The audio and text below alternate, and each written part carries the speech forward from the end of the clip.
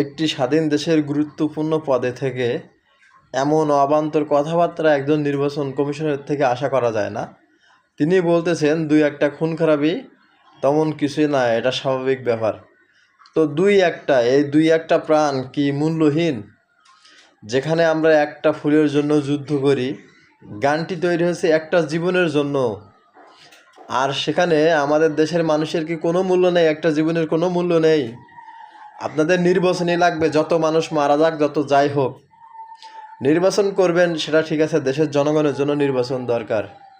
আজকে হাদি মৃত্যু সজ্জায়, তার জন্য এয়ার অ্যাম্বুলেন্স এসে পৌঁছাইছে, এমনকি তাকে খুব শীঘ্রই বিদেশে নিয়ে যাওয়া হবে চিকিৎসার জন্য।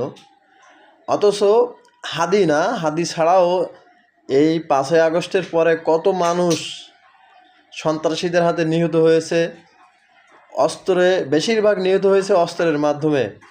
5ই আগস্ট হোক বা তার আগে হোক বা তার পরে হোক, যত অস্ত্র লুট হয়েছে, বাংলাদেশ প্রশাসন এখনও পর্যন্ত তার অর্ধেক অস্ত্রও মনে হয় উদ্ধার করতে পারেনি। প্রতিটা ক্ষেত্রে অস্ত্রের ঝঞ্ঝানি, মারামারি হইলে অস্ত্র বাইর হয়। প্রতিটা ক্ষেত্রে আইনের অপব্যবহার, যারা অস্ত্র সহ ধরা পড়ে তারাও আবার 3 মাসের ভিতরে জামিন পায়।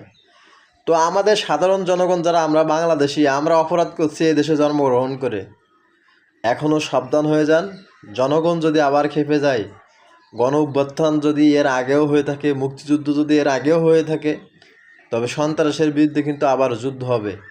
আর এই সন্ত্রাস এগুলো কিছুই না, সম্পূর্ণ প্রশাসনের গাফিলতি।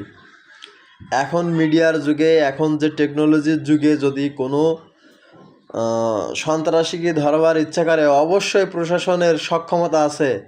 1 বছরের ভিতরে কি তাদের সক্ষমতা হয় নাই কোথায় অস্ত্র আছে আর কোথায় অস্ত্র নাই এগুলো বাইর করবার? অবশ্যই আছে।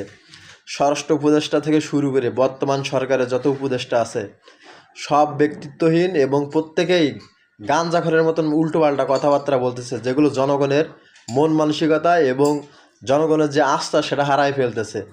তাই প্রিয় বন্ধুরা, আমার কথাগুলো যদি ভালো লাগে অবশ্যই কমেন্ট বক্সে কমেন্ট করবেন এবং সাবস্ক্রাইব করে পাশে থাকবেন। ধন্যবাদ।